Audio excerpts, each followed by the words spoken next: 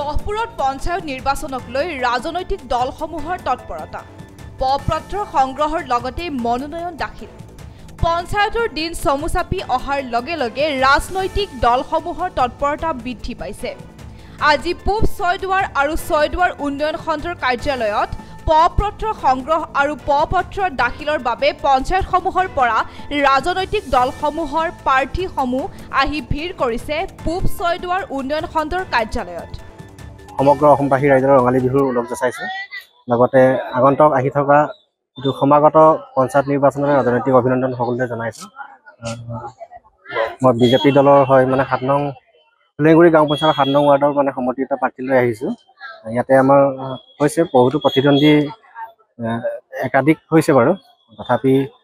ৰাইজ যিটো পক্ষত আহিব সেইজন ব্যক্তিয়ে জিকি আহিব বুলি আমাৰ আস্থা আছে ৰাইজৰ ওপৰত আমাৰ আস্থা ৰাখি পেলাই আমি ৰাজনৈতিকভাৱে আমি সকলোকে অভিনন্দন জনাই আমি আজি মনোনয়ন পত্ৰ দাখিল কৰিবলৈ আহিছো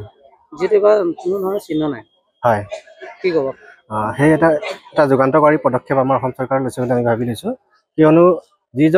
যিজন ব্যক্তি ৰাইজৰ মাজৰ পৰা ওলাই আহিব তেওঁ সঁচাকৈ জনপ্ৰিয় হ'ব লাগিব ৰাইজৰ সামাজিক কাম কৰা ব্যক্তি হ'ব লাগিব সেই লৈ সঠিক সিদ্ধান্ত লৈছে বুলি মই অসমৰ মুখ্যমন্ত্ৰী হিমন্ত বিশ্ব শৰ্মা ডাঙৰীয়ালৈ গভীৰ আন্তৰিক অভিনন্দন জনাইছো ধন্যবাদ আপোনালোকক প্ৰথমতে ধন্যবাদ জনাই লৈছোঁ আৰু সকলোকে নতুন বছৰ অসমীয়া বহাগ বিহুলৈকে শুভেচ্ছা জনাইছোঁ আৰু আজি আমি নমিনেশ্যন দিবলৈ আহিছোঁ আৰু বহুত উল্লাস উদ্দীপনাৰে আমি সকলোৱে সমাগত হৈছোঁহি যিহেতু এই বছৰ নমিনেশ্যন ভাৰতীয় জনতা পাৰ্টিৰ পৰা আমি টিকেট নমিনেশ্যন দি দাখিল কৰিবলৈ আহিছোঁ ইয়াতে আজি বহুত ভাল হৈছে কাৰণ আমাৰ কোনো কেণ্ডিডেটৰ কোনো দলীয় চিহ্ন নাথাকিব গতিকে যোগ্য এজন ব্যক্তিজনক আমি উলিয়াই লৈ আনিব পাৰিম সেইটো অসম চৰকাৰে মাননীয় হিমন্ত বিশ্ব শৰ্মাই বহুত ভাল কাম কৰিছে আমি তেখেতসকললৈ আমি ধন্যবাদ জ্ঞাপন কৰিছোঁ যাতে অনাগত দিনত আমাৰ